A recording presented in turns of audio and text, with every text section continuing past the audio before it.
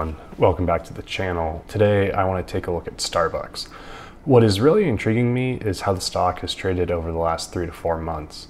After their earnings at the end of April, we saw a large sell-off and the stock dropped from around $90 per share all the way down to a low of $73 a share. This was due to a miss on both revenue and earnings. They then announced their next quarter earnings at the end of July with a small miss to both earnings and revenue, and the stock traded flat. Then on August 13th, they announced a new CEO and the stock immediately shot up from around $77 per share all the way to $95 per share.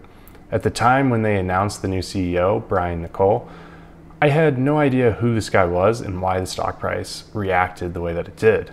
After a bit of reading, I quickly discovered he is actually responsible for the turnaround at both Yum brands, specifically Taco Bell, before moving over to Chipotle and doing a similar thing there.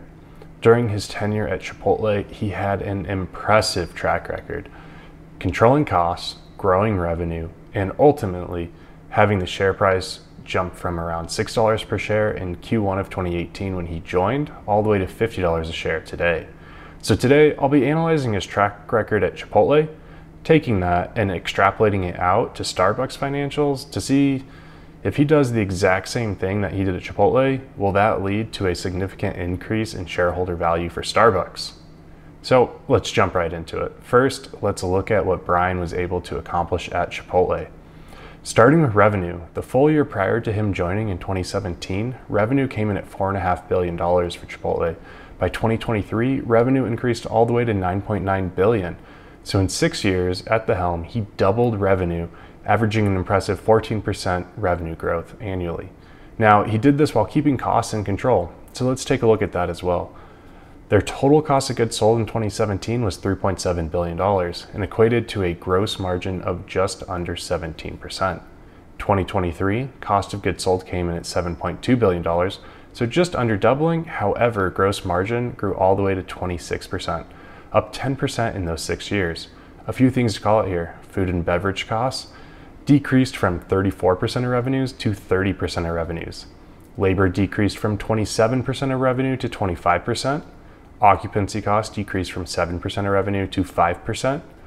So all of their major costs of goods sold saw improvements under his leadership. Now, let's look at the corporate costs and marketing at Chipotle while he was there. He managed to achieve the revenue growth without actually increasing marketing. Marketing was 14.5% of revenue in 2017, and in 2023, it was still at 14.5%. So he utilized the money more efficiently to achieve greater results with the same capital deployment. He also managed to control corporate costs. General and administrative actually decreased ever so slightly from 6.6% of revenues to 6.4% of revenues. So we didn't bloat the corporate organization to drive growth either. Now, a quick call out, I'm talking about all of these numbers as a percentage of revenue. The reason for this is on an absolute dollar basis, every number has increased in absolute terms.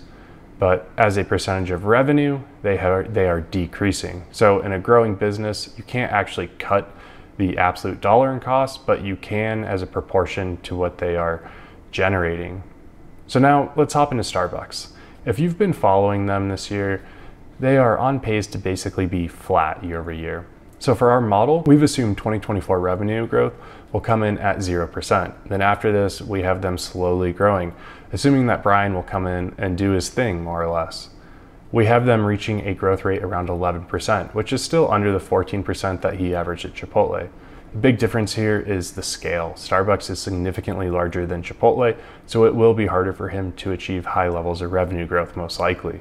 Now let's talk costs. The way I've modeled them in here is I looked at Chipotle and then the year over year change he drove.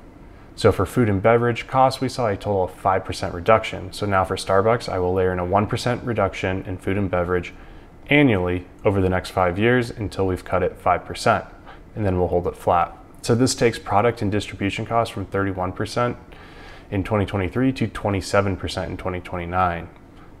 I've done this for all of the cost of goods account, marketing, and general administrative.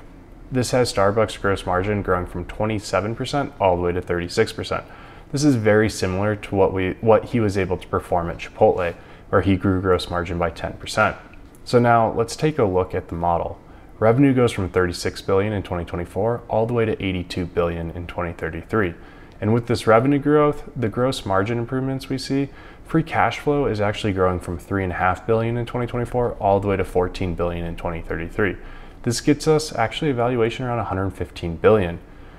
At the time of this video, Starbucks is trading around a valuation of $100 billion. So my takeaway is if you think Brian is able to come in and do the exact same things that he's done at both Taco Bell and Chipotle, then Starbucks is actually slightly undervalued. And the bump to the stock price after his announcement as CEO was actually probably justified. I'm not going to be personally entering a position at Starbucks. I want to watch for the next couple of years and see if he can actually turn this ship around. I think the big worry I have is Chipotle and Taco Bell were primarily fast/casual food establishments, and Starbucks is a beverage factory. I don't know enough of the nuance between how they operate and the differences there to know if what he's done historically can actually be applied as easily to a Starbucks or beverage-based company. Also, the size of Starbucks makes me wonder if he'll be able to drive the same level of growth as he has in the past. It'll definitely be a fun turnaround to watch, and if some of these things start to play out, it could actually be a great opportunity to get into a position. But that's all I had for today. Let me know your thoughts below, and if you think Brian is going to be able to turn the ship around. Or if you think Howard Schultz is still going to be a roadblock along the way and Starbucks will stall out. Thanks so much for watching.